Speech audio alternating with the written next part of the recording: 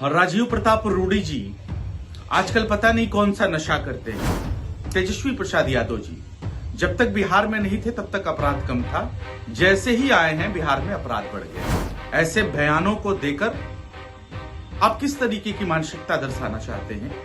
बिहार पे आप क्या थोपना चाहते हैं? अपने निकम्मेपन को थोपना चाहते हैं? ये राजीव प्रताप रूडी जी, आप ये बताइए, ये नीट की जो छात्रा थी, जो पीड़िता थी, जिसकी मृत्यु हो गई, आखिर में उसके जो अपराधी हैं, जो बलात्कारी हैं, आपका उनके साथ क्या रिश्ता है?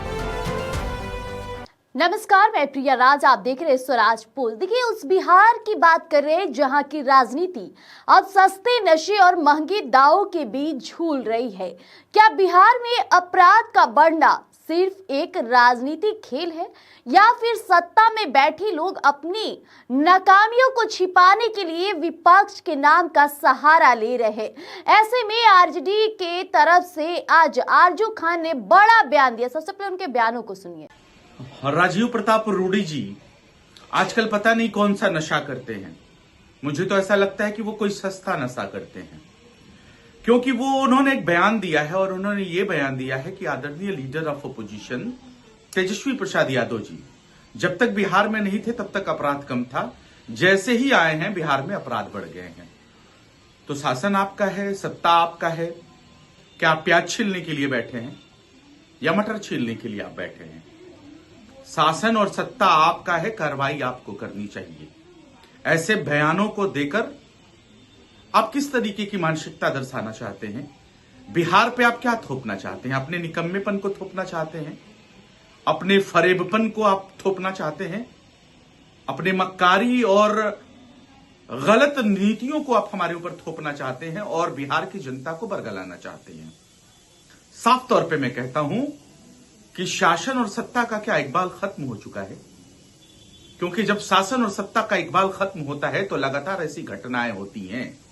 और आदरणीय राजीव प्रताप रूडी जी, आप ये बताइए, ये नीट की जो छात्रा थी, जो पीड़िता थी, जिसकी मृत्यु हो गई, आखिर में उसके जो अपराधी हैं, जो बलात्कारी हैं, आपका उनके साथ क्या रिश्ता है? यानी कि भारतीय जनता पार्टी का इन बलात्कारियों से क्या रिश्ता है, ये बताने की थोड़ी सी आप कृपा करें और ये बताएं कि जब भी इस तरीके का कांड होता है, चाहे मुजफ्फरपुर बालिका गृह कांड, नालंदा के बच्ची के साथ सामूहिक बलात्कार, उसके पैरों में फिर 7-7 और 9 किले ठोकी गई, खेत में फेंका गया। गया के अंदर एक होमगार्ड की भर्ती देखने गई महिला बच्ची के साथ किस तरीके से एम्बुलेंस के अंदर सरकारी कर्मचारियों ने हैवानियत किया। तो आप इसी तरह बयानबाजी दीजिएगा तो आपके फिर कैबिनेट का मंत्री होने का क्या मतलब है? आपकी शासन और सत्ता का में रहने का क्या मतलब है? क्या आप मटर छीलने के लिए, प्याज छीलने के लिए बने हैं? सीधे तौर पर उन्होंने कहा कि बीजेपी नेता राजीव प्रताप रूडी कहते हैं कि तेजस्वी यादव के आते ही अपराध बढ़ गया। लेकिन साहब, सवाल तो ये है कि शासन आपका है, सत्ता आपकी है, पुलिस प्रशासन आपका है, तो क्या आप वहां सिर्फ मटर छीलने के लिए बैठे हैं? क्या बिहार की जनता ने आपको इसलिए चुना था कि आप अपनी विफलता का ठिकरा दूसरों के सिर फोड़े?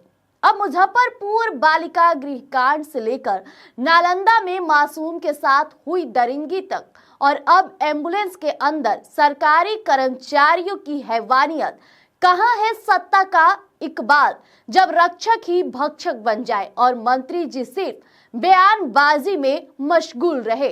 तो समझ लीजिए कि शासन का अंत निकट है। क्या बेटियों की अशमत से ज्यादा जरूरी आपकी राजनीति है? इस बड़े बयान ने एक बड़ा तंज कस दिया। आज बिहार की जनता पूछ रही है, ये जो मकारी और फरेब का पर्दा आप ओढ़े हुए है वो कब हटेगा? कब तक निकम्मेपन को राजनीति के पीछे छिपाया जाएगा? जवाब तो देना होगा। ऐसे में आरजेडी ने आज बड़ा तंज कसा है, जिसे लेकर अब सत्ता पक्ष भी जल्द जवाब देगी। लेकिन फिलहाल बने रहिएगा स्वराज पोस्ट पर, जल्द लेकर आएंगे नया अपडेट। धन्यवाद।